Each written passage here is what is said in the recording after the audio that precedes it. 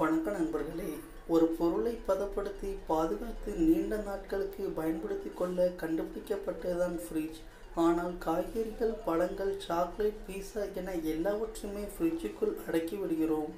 எந்த பொருட்களை எத்தனை நாட்கள் வைத்திருக்கலாம் என்பதை அறியாமல் அந்த பொருளையும் கெடுத்து நம் உடல்நலனையும் பாழாக்கி கொள்கிறோம். ஃப்ரிட்ஜிலிருந்து வெளியாகும் வாயுவானது அதிகப்படியான குளிரில் வாழைப்பழத்தின் சத்தை கெடுத்துவிடும், பழமும் அழுகிவிடும். காற்றோட்டமுள்ள இடத்தில் வாழைப்பழத்தை வைத்திருப்பதே நல்லது. அதிக குளிர் தக்காளியின் பளபளப்பையும் சுவையும் பாதிக்கக்கூடியது.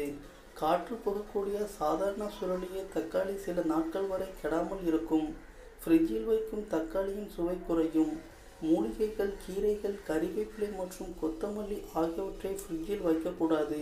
ஃப்ரிட்ஜில் வைக்கும்போது அவற்றின் சத்துக்கள் குறையும்.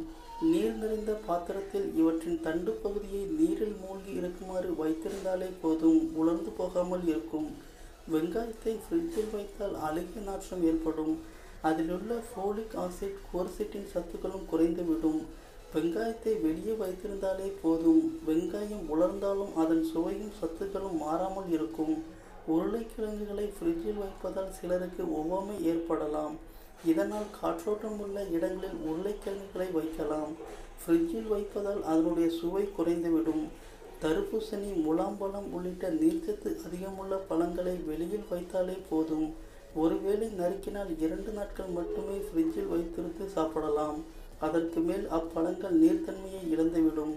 எந்த பழத்தையும் நறுக்கிய பின்னர் ஃப்ரிட்ஜில் வைக்கக்கூடாது. ஃப்ரிட்ஜுக்குள் இருக்கும் வாயு பழங்களின் மீதும் படரும். இது உடல்நலத்துக்கு கேடு விளைவிக்கும். பழங்களில் கிருமிகளின் தாக்கம் ஏற்படும். தேவையான போது பழத்தை நறுக்கி உண்பதே நல்லது. இந்த மாதிரி மேலும் பல தகவல்களை உடனுக்குடன் தமிழில் தெரிந்து கொள்ள நம்ம சேனலை இதுவரைக்கும் சப்ஸ்கிரைப் பண்ணலைன்னா மறக்காமல் இப்போவே சப்ஸ்கிரைப் பண்ணிக்கோங்க.